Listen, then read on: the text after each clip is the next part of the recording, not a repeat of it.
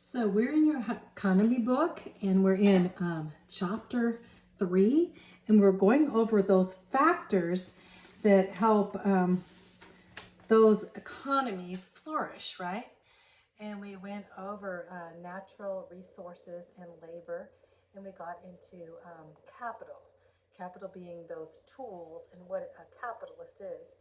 And I want to explain that capitalism, the difference between capitalism and the collectivist state, which would be communist state, and but what capital really is are those tools for producing more goods. So just to know that. So we're going to go over. They have this written in Robinson Crusoe. So what about Robinson Crusoe?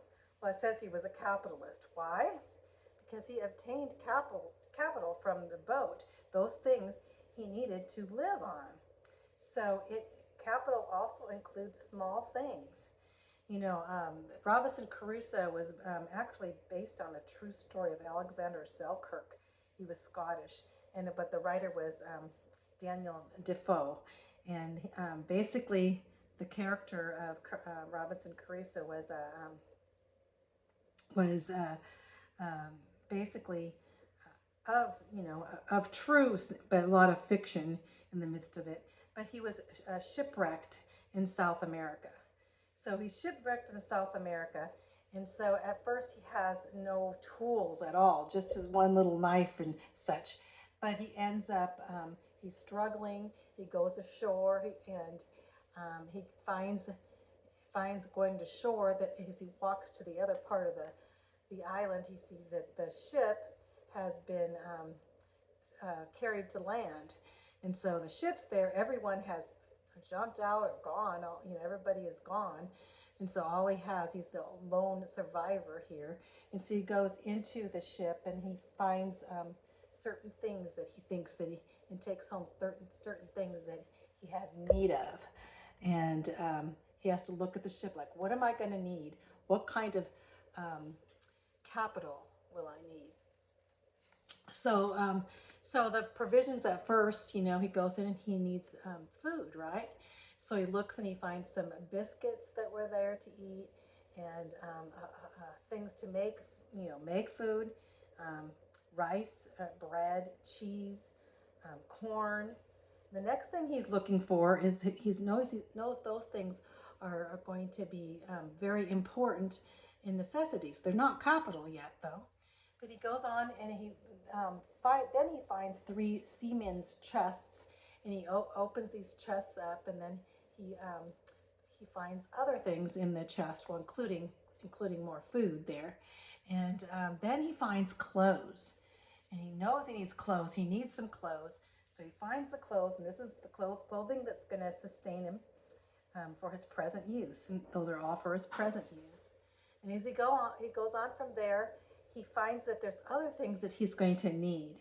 And these would represent more of capital. Things like ammunition.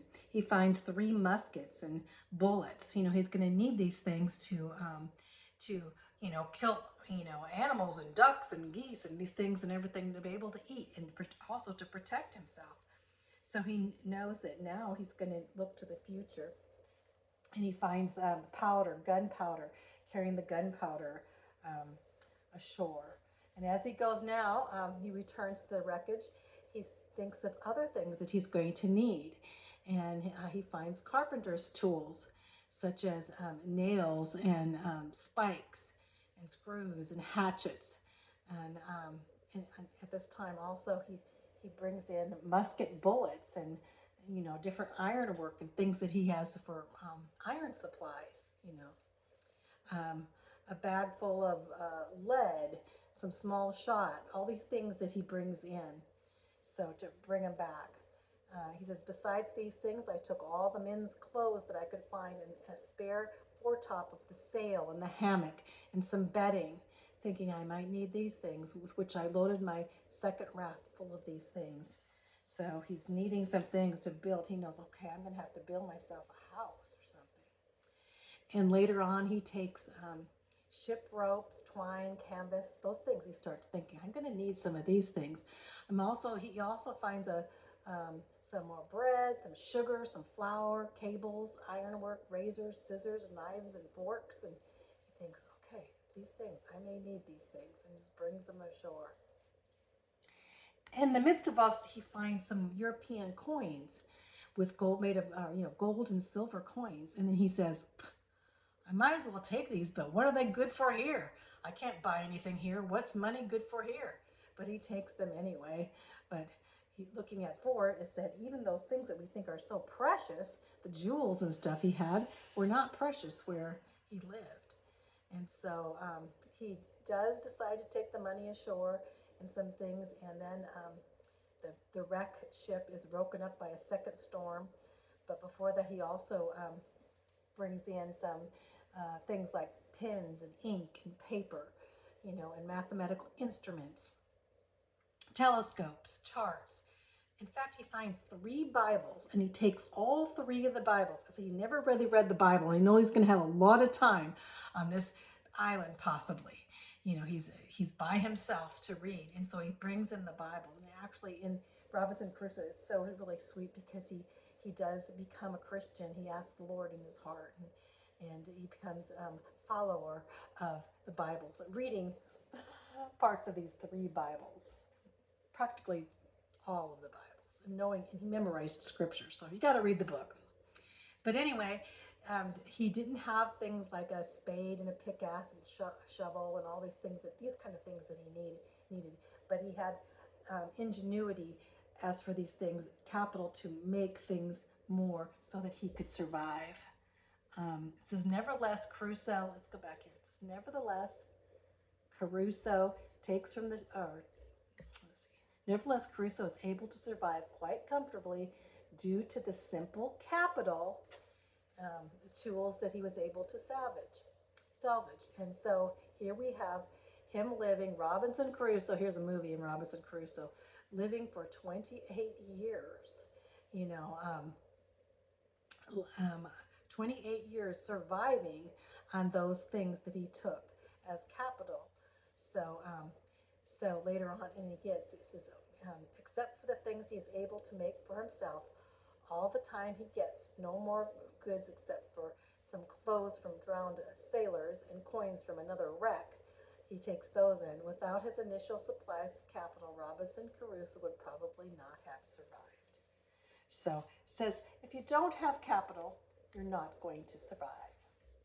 So let's go on to the next section. That's it for capital. What's the next factor? Let's go over the first factor was natural resources. The second was labor. The third's capital. And the fourth now, 4 factors, is entrepreneurship. Let's read this by Jonathan Swift. Jonathan Swift is another one. Gulliver's Travels, he wrote, an Irish satire. But anyway, Jonathan Swift says, whoever could make 2 ears of corn or 2 blades of grass to grow upon a spot of the ground where only one grew before would deserve better of mankind and do more essential service to his country than the whole race of politicians put together. So he was saying politicians don't make the difference, but he's saying if you could invent ways where you can grow 2 ears of corn or 2 blades of grass, that you'd have more ingenuity. So anyway, let's talk about entrepreneurship.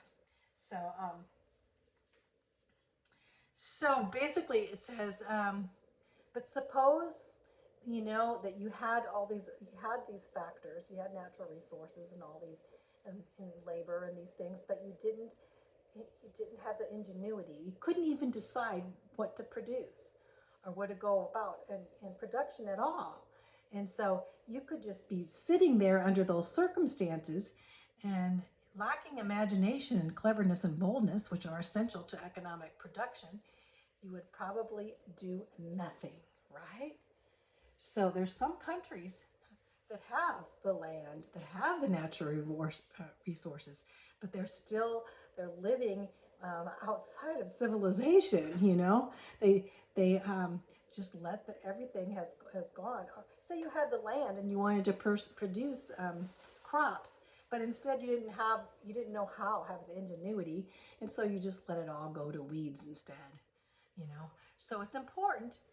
Ingenuity, entrepreneurship is a really important factor to prosper in economies, national economies, and personal economies. So you could have capital, you could have the machinery, you could have the money, you could have all these other things, but unless you use it, if you have the entrepreneur to invest your money or to use your machinery or sell your machinery if need be, your machinery are just going to rust and your money's just going to sit there without until you have to just gradually just use it up, and you're not going to make more money. That's for sure.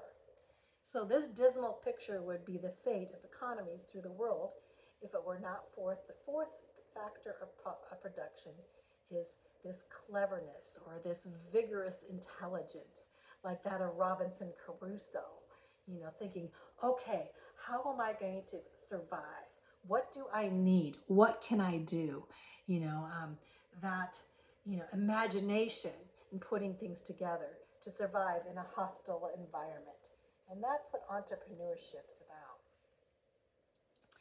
So this resource, usually called entrepreneurship or management, is the intelligent direction and supervision of natural and human economic resources. So it's a resource indeed. So entrepreneurship or managing the land, the labor, and the capital to put things together. Entrepreneurship or excessive ability is to the economy what human brain is the human body. So entrepreneurship is like having a brain to put it together, right? The able manager knows what to produce, how to produce it, how to distribute what he produces, and who wants his product. A person who undertakes management of economic enterprises on a bold scale with some danger. Of course, there's always danger, isn't there? But they're bold, and that they may lose their investment of money, and lose their investment of money and time because they're putting their time. They may lose it, but they also may gain, tremendously. But this person is called an entrepreneur. An entrepreneur is a French name that refers to a person in effective control of starting or running a business. So it's basically entrepreneur comes from that. The entrepreneur is an enterprising person with a gift for thinking up undertakings and getting them accomplished. That's an entrepreneur. He contrives to get everything together, all the national resources and labor and capital, and make it efficient, working all things together. He invests into this system, and many times prospers in it. And so America is known for entrepreneurs. Entrepreneurs are simply those who understand that there is a little difference between obstacle and opportunity and are able to turn both to their advantage. Entrepreneur. Here's an entrepreneur shop that someone. So let's go on. They usually take high risks and they have to meet the demand of the market. But they may succeed and they may grow rich, and many become extremely rich, but they may fail and they may be ruined financially, but usually entrepreneurs go on from there. You'll find many entrepreneurs at one time they lost everything, then another time they gained everything. So that's what it is to be an entrepreneur. I think entrepreneurs, as they trust in the Lord, a lot of them are not Christians, but there's many that do. They thought, okay, I've lost everything, but I've gained everything, and God can use entrepreneurs in business. So their rewards may be large. And so the next part, I say last part, but it's called Gunpowder for President Jefferson. And it's a story true story about the DuPonts. We already went over Samuel DuPont. Remember back when when we were talking about the physiocrats, you know, in the midst of France. And we talked about his philosophy on, economic philosophy. So, but now we're talking about in 1771, E.I. DuPont. And he was born to the French father, Samuel DuPont, de Moix, the physiocracy, the beginnings of that in France. But at age 17, he was also a pupil of Lavoisier.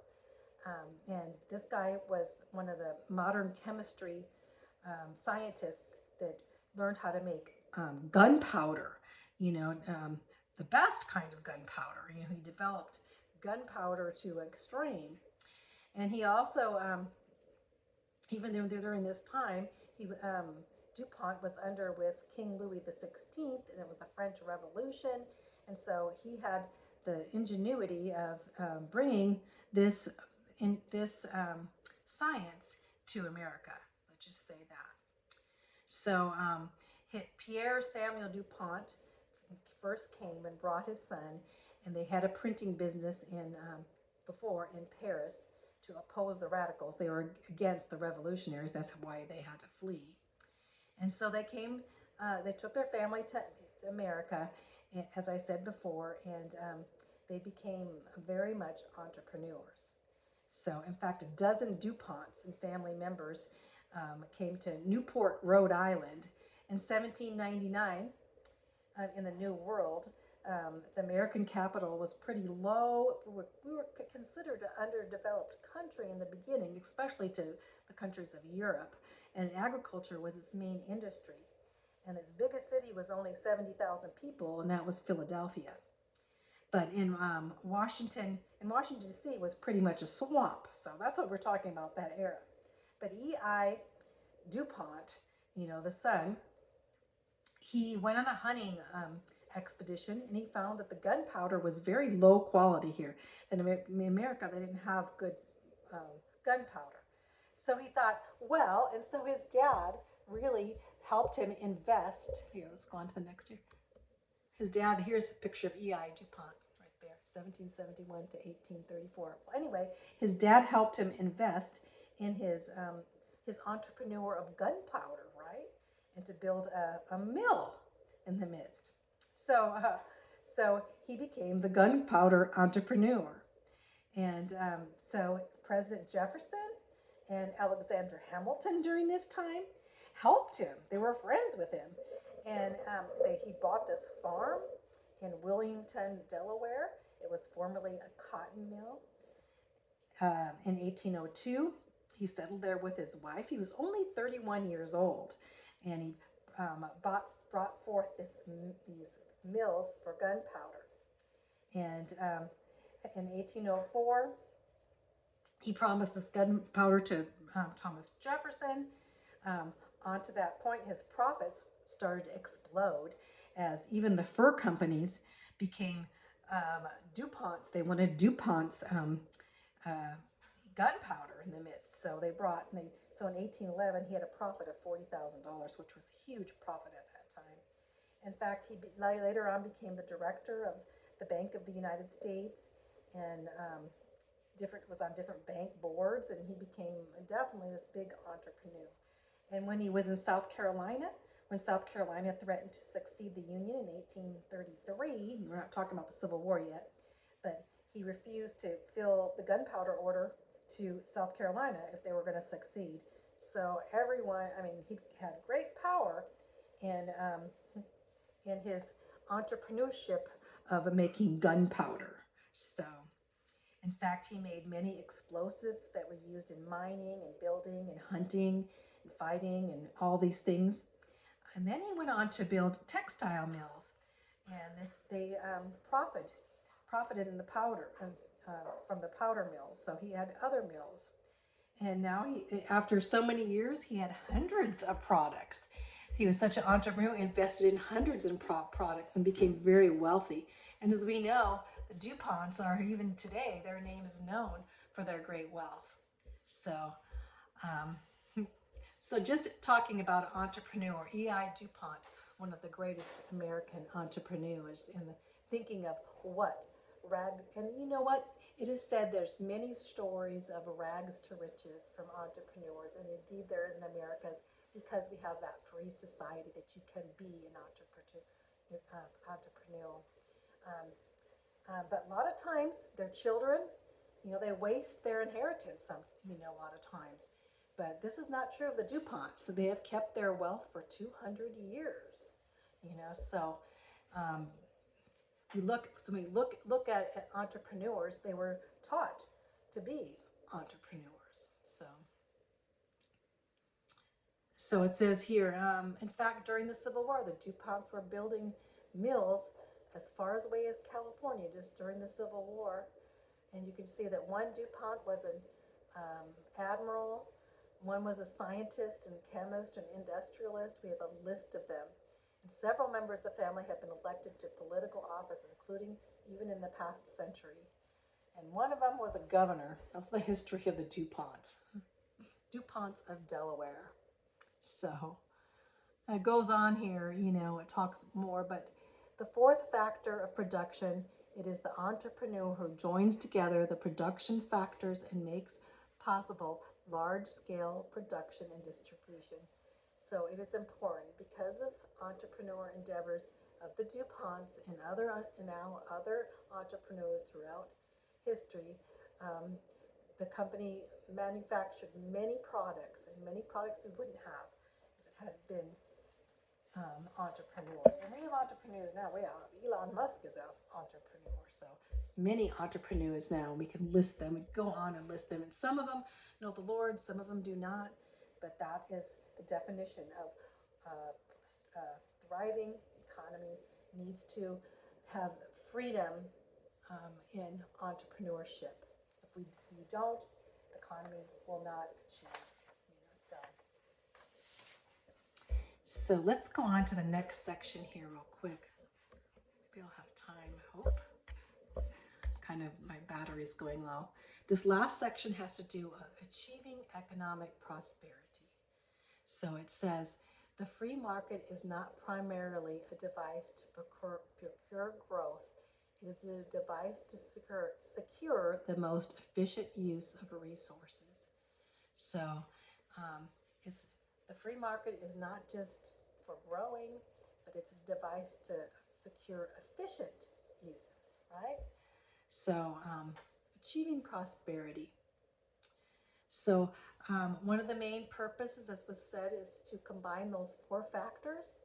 The four factors, do you remember what the four factors are? Natural resources, labor, capital, and entrepreneurship. So under traditional systems, they emphasize on custom and heredity. So in some countries, I always think of like India, where they have caste systems. Or in a lot of countries, if you were born into a family that were, shoe cobblers or whatever, you're always going to be in that family. Or if you're whatever you're born, that's where you're going to be. Whether you're born in poverty, you're always going to be in poverty. And that's the traditional societies. And so in the midst, in a traditional society, tend to rely on established methods for production, distribution, and consumption of goods, while command economies, that's the other economies, they depend on centralized government. Government controls everything. So those are the two kinds of economies that we had.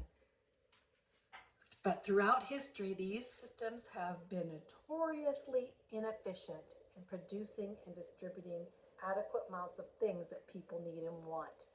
So the communists have only produced poverty, haven't they? The traditional of those that are brought up in inherited caste societies, you look at India, gross poverty in the past, right? So experience has shown that most effective economic system is the free enterprise system. So it says here, property rights, freedom of enterprise, and competition in a market environment and limited government is what represents a free enterprise system. So let's go over property rights. This is very important. People can own property. free enterprise and a competition in the market is important. Competition in the market is important, and a limited government. Let the government be limited. The right of individuals to own property is the cornerstone of capitalism. A person tends to work much harder and wiser if he knows that his labor will directly benefit himself and his family. So the private ownership also enables individuals to pass on their property to the next generation.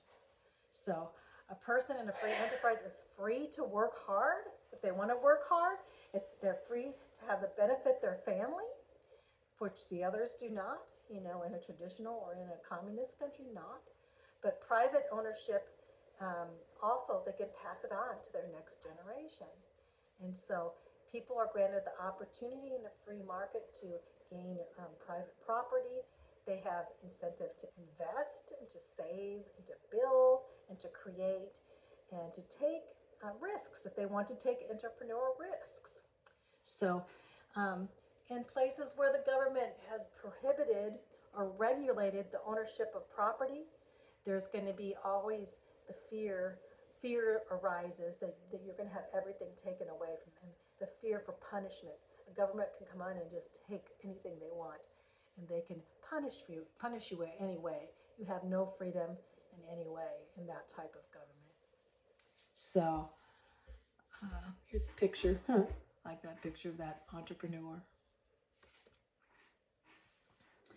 So the Bible supports the concept of private property and the right of individuals to bequeath their property to their successors. And we have this example in Abraham, that Abraham, God said, I will give unto thee and their seed after thee the land wherein thou art a stranger, all the land of Canaan, for everlasting possession, and I will be their God.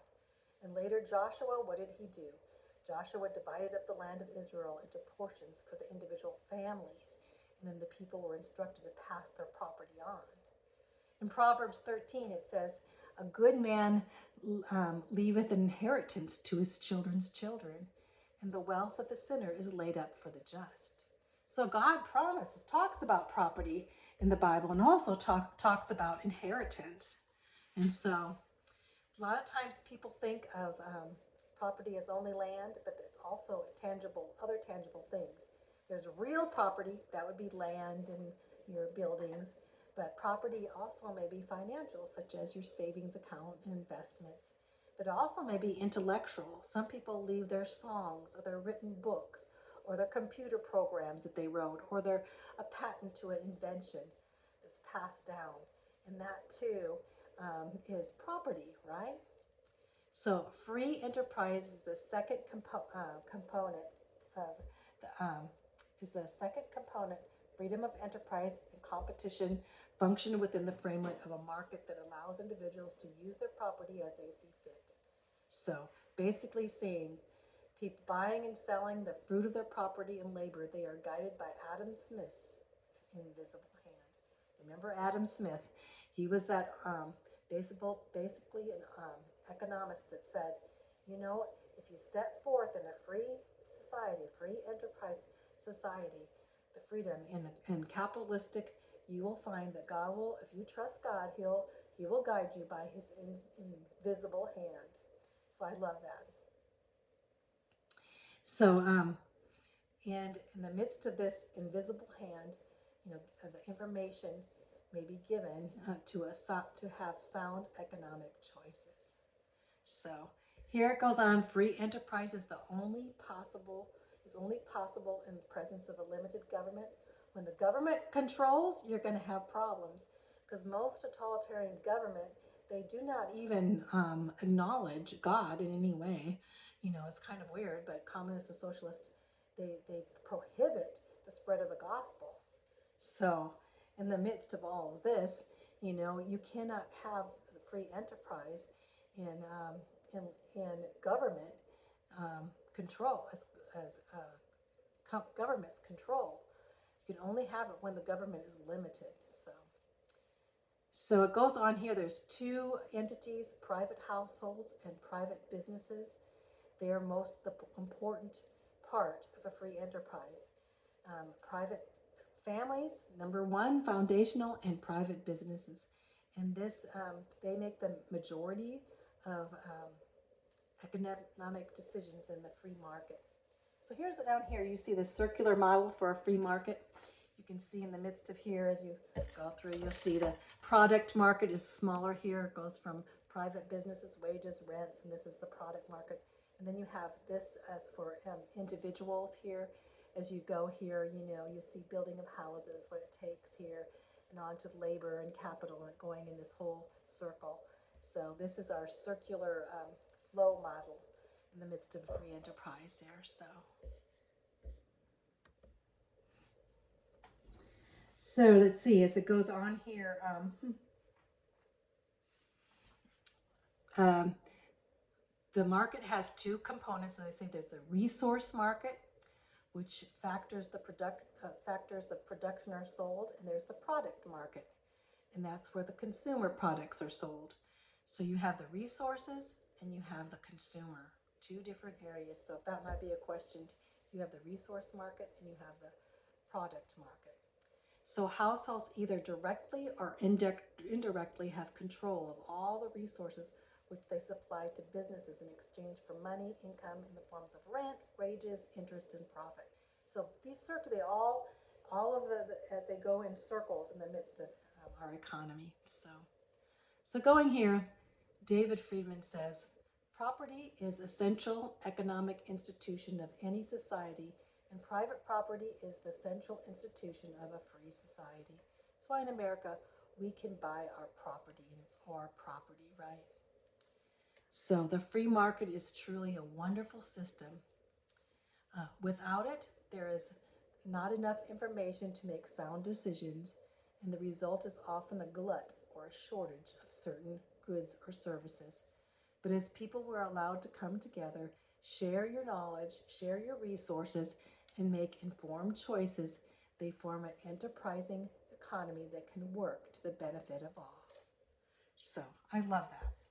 This last section you can read. It goes on for quite a few pages.